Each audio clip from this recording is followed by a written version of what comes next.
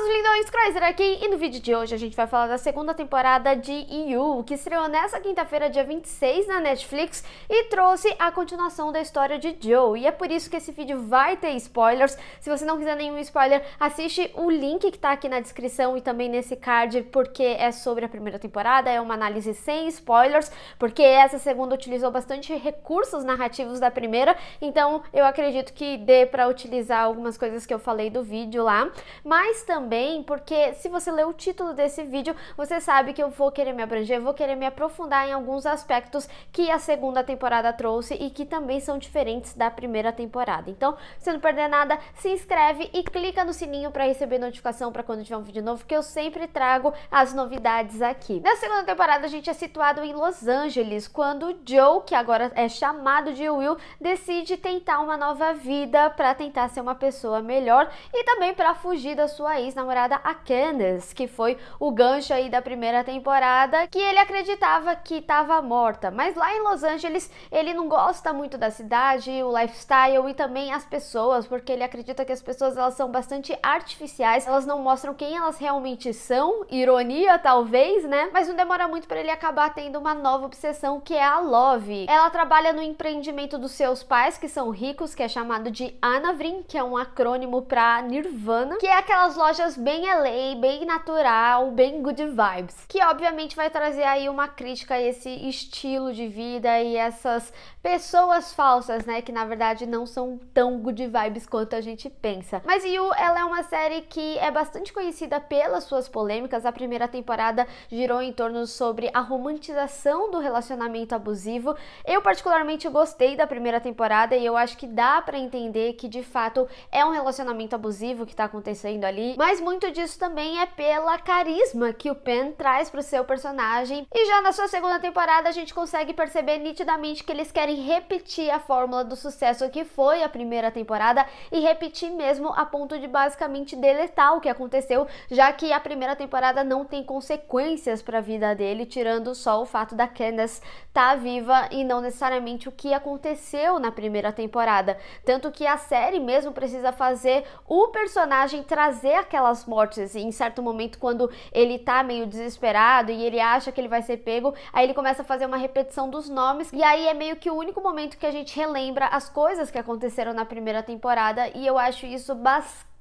problemático, principalmente nessa nova narrativa aqui, que ele justamente está tentando ser uma outra pessoa, e mesmo que a gente veja que ele logo se complica, principalmente porque ele é todo destrambelhado. Outra similaridade também é que ao invés da gente conhecer sobre a sua adolescência, a gente conhece sobre a sua infância e a gente entende um pouco do por trás de como ele vê as mulheres, qual que foi a relação dele com o amor. E não é só aí também, ele reconstruiu a gaiola. Eu sinceramente preferia que não tivesse isso. Eu entendo toda a questão até dele ter essas conversas com as pessoas e entender um pouco mais das situações, mas aqui não faz tanto sentido. A gaiola na primeira temporada ela fazia mais sentido, tinha a ver com os livros e com as edições especiais e temperatura certa e etc, e acabou se utilizando para colocar ali as pessoas e tudo mais, e aqui ficou realmente uma forma de mostrar que ele não mudou de fato a sua intenção, que ele continua sendo lá o Joe que a gente viu na primeira temporada. Também achei que foi meio rápida aí a construção dessa gaiola, que me é um pouco mais complexa, pelo menos na explicação que a série dá,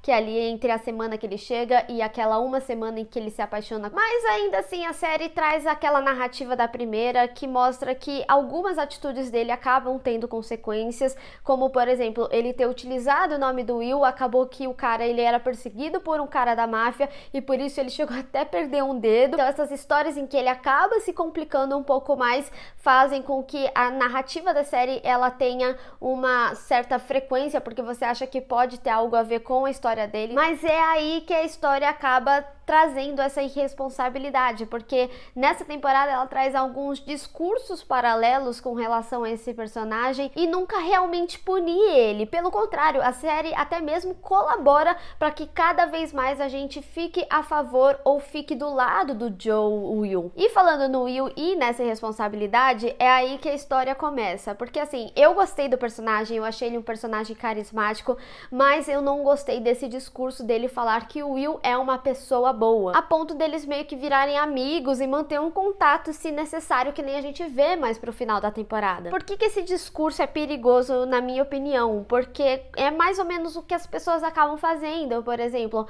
mas ele matou o fulano porque ele assediava. Entende algumas problemáticas? E aí, o problema disso tudo é que as pessoas acabam esquecendo que ainda assim o personagem tá matando. Então aqui nesse caso eu acho que a série ela teria que mudar o seu discurso e falar aí que seu personagem sim, ele é um assassino, mas ele quer fazer uma reintegração social e não continuar fazendo as coisas que ele faz, ou pelo menos colocar talvez um personagem que ajudaria a entender que ele tem um problema de fato, porque eu acho que a série aqui sim, ela acaba normalizando as coisas que ele faz. A Love, ela é uma agradável surpresa, eu também já sou propensa a gostar dela, porque eu gosto muito dessa atriz, ela também fez A Maldição da Residência Hill e também esteve em Era Uma Vez em Hollywood, e apesar dela ter uma reviravolta bem óbvia, ainda assim ela é uma personagem bastante interessante de ser explorada. Eu não sei se eu já falei aqui pra vocês, mas enquanto eu assisto a série, eu vou anotando o que eu achei de cada episódio pra ficar mais fácil de eu fazer aqui a minha análise e lembrar dos detalhes. E no primeiro episódio eu coloquei assim: não confio na Love, parece uma Joey mulher. E de fato a série ela acabou revelando isso,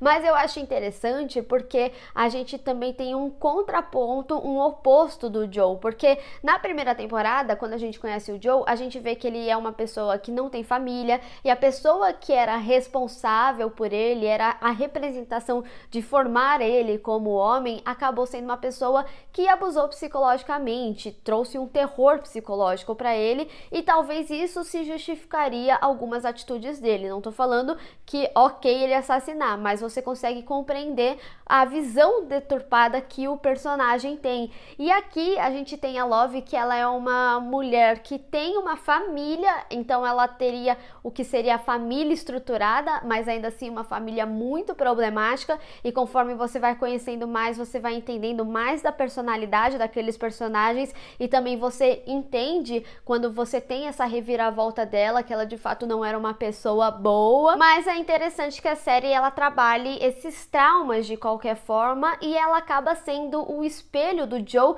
e é interessante porque justamente por ele encontrar uma mulher que faz as mesmas coisas que ele acaba não aceitando isso. Então talvez isso seja a forma da série falar pra gente que isso não é legal, mas é meio complicado, né? Porque quando ele faz é ok e ele se convence disso, e quando ela faz, né? Que nem eu falei, o Penn, ele trabalha muito bem seu personagem, eu acho que é por isso que as pessoas acabam cativando muito com ele, mesmo ele sendo um cara todo errado, assim como a Victoria trabalha com a Love, e eu acho que eles funcionam muito a ponto de você ficar bravo com o Front, de querer saber mais da história deles, ver esse desenrolar, e ele tá lá empatando, né, porque a Love precisa cuidar dele, existe essa dependência, e depois quando você conhece a família, você entende o porquê tem essa dependência, por que ele é rejeitado e por que a família faz essa obrigação dela cuidar dele. E é mais fácil ainda a gente ficar com raiva do Front quando a gente vê que ele tá atrapalhando, né, essa aproximação do casal, até porque ele é um personagem bastante detestável e bastante inconsistente, e eu digo na construção do personagem. E talvez por isso o episódio 8 tenha sido um dos episódios que eu mais detestei, porque o episódio 8 ele traz esse surrealismo do sequestro para eles escreverem o roteiro, e meio que todo mundo aceita isso, e tem o Dimitri, e assim, eu achei um exagero, achei totalmente sem noção isso, parecia que a série na realidade estava brincando com a gente. O meu problema com esse episódio nem foi o fato das perturbações e com o lance das drogas, eu inclusive gostei disso, e gostei também pra gente ver o terror que existe na cabeça do Joe, né, com relação aos assassinatos, mas o que eu não gostei, e é a inconsistência que a gente traz aí, é que teve toda essa questão, ele conseguiu se aprofundar na história do Joe, e foi inclusive quando ele entendeu as motivações do Joe, e é perigoso isso, né, você compreender, você falar, tudo bem, eu entendi porque ele morreu, foi quando ele se abriu e falou o que aconteceu com ele, a experiência dele, que até então ele não sabia que tinha sido uma armação da sua irmã, a ponto de lá no dia seguinte, quando a Candace aparece e fala sobre o Joe, ele fala que ela não pode falar do Joe porque o Joe é família. E quando a gente entende como eles funcionam como família, a ponto de acobertar um assassinato e tudo mais, você fala, pô, a série tá me contando aí que eles vão fazer de tudo pra proteger o Joe e por isso ele vai sair dessa de novo. Só que no final ele é convencido por algo que a Candace já tava falando pra ele a temporada inteira sobre o Joe. E aí o personagem do nada se vira completamente contra ele, a ponto da série ter que até mesmo matar ele pra que o plano, né, pra que a narrativa da série dê certo até a gente ter aquele final. E é muito complicado isso, até porque o próprio Front, em certo momento, fala pra ele, quando ele descobre que mentiu pra Love e tal, ele fala que ele é uma pessoa mais real do que as outras pessoas que ele conhece, principalmente pelo que as pessoas expõem nas redes sociais. A série, ela traz discussões importantes, sim, mas ela acaba deixando meio que de lado a questão principal, que é a obsessão do Joe. A gente acaba incrementando tantos outros assuntos aí na história, que se a gente reparar bem, nessa temporada ele não mata ninguém pela Love. Ele mata o Henderson pra proteger a Delilah lá do assédio que ela sofreu e que ele não é realmente um cara bom, bem similar ao que aconteceu com o Paco. E as outras pessoas foram pessoas que poderiam complicar ele de alguma forma, como o cara da máfia que quase matou ele, e aí ele tomou frente e matou primeiro, e também a Delilah, que mesmo que não tenha sido ele, ainda assim a Love matou ela porque ela poderia entregar ele de alguma forma e ela quis proteger ele.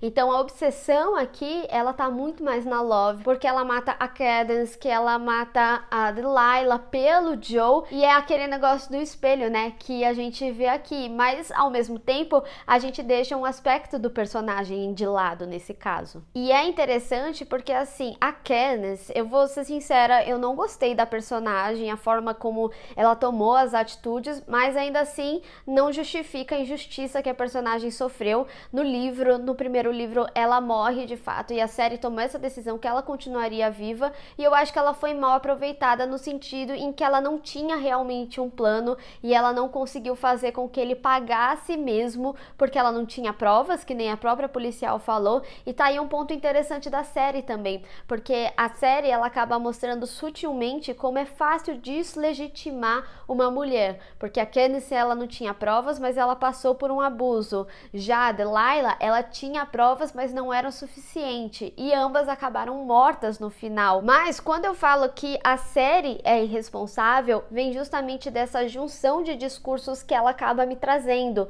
como por exemplo, o Joe ser um cara que quer mudar, ele também ser um cara que falam que ele é mais real do que muitas pessoas que simplesmente estão mentindo no Instagram. Eles ainda trabalham com o remorso do personagem, do que rolou com a Beck. Ela volta umas 2, 3 vezes aí na série, e ela podia, assim, ter ficado morta. Esquece essa história, já que eles esqueceram realmente toda a história atrás, principalmente depois que ele falou, ai, eu nunca amei, eu amo só você, o resto foi paixão. E tipo, isso foi uma decisão que eu não gostei, que a série colocou essa frase. O Will dizendo também que ele é uma pessoa boa, e veja bem, eu não sou contra as pessoas elas tentarem ser pessoas melhores, mas eu acho que tem formas que a série poderia trabalhar em demonstrar que ele tá tentando melhorar realmente. E não, pra mim, quando ele monta a gaiola, já é um atestado de que ele não mudou. Ele não tá tentando construir uma vida. Ele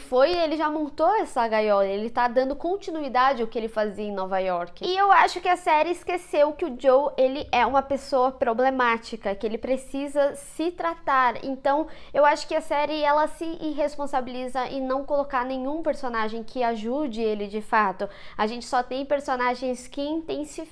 aí, e também como a série trabalha com essa impunidade. E por isso eu comparo com 13 Reasons Why, porque 13 Reasons Why também é uma série que ela fala com o público adolescente, young adult, e traz algumas questões que são sim questões importantes que a gente deveria discutir, mas acaba que a série se utiliza do discurso que ela mesma é contra. E eu acho que muito dessa confusão também se deu porque a série quis desenvolver tantos assuntos aí. A terceira temporada temporada já tá confirmada, não tem um livro para ela se basear, mas pelo que eu imagino, vai ser lá o caso da vizinha, e aí a gente vai ter a filha deles, e eu acho que pode rolar um looping, né, do que aconteceu com a infância dele, e é capaz de um deles acabarem mortos. Eu posso fazer um vídeo talvez de projeções para a terceira temporada, se vocês quiserem, deixa aqui nos comentários. Talvez a obsessão do Joey não seja mais por mulheres, mas sim pela filha, que agora é uma filha mulher. A segunda temporada de You, sinceramente, foi uma surpresa bastante desagradável para mim. Eu gostei muito da primeira temporada, eu achei muito interessante. Eu tinha até falado sobre a narrativa, né, por ser de um livro e ele ter toda uma questão com livros, era bastante descritivo, era quase como ler um livro. Eu acho que até isso nessa segunda temporada se perdeu. Eu só gostei de um aspecto que ele ficava falando sobre You. Quando ele falava sobre a Love, às vezes ele fazia umas brincadeiras com Love de amor e You de você, mas se referindo a Love. Isso foi um aspecto que eu curti, mas ainda assim não é o suficiente para eu deixar de lado toda essa questão que eu acho sim que a série foi irresponsável, e eu espero que, já que tem essa terceira temporada confirmada, eles mudem um pouco a narrativa dele, os discursos deles, porque sério, eu não sei como eles aprovaram esse roteiro de primeiro momento. Mas deixa aí nos comentários o que você achou dessa segunda temporada. Você também ficou tão decepcionado quanto eu? Vamos discutir. Bom, pessoal, espero que vocês tenham gostado desse vídeo. Não esqueça de deixar o seu gostei e compartilhar nas redes sociais, inclusive me segue lá, se inscreve no canal e clica no sininho para receber notificação para quando tiver um vídeo novo. Te vejo no próximo. Tchau!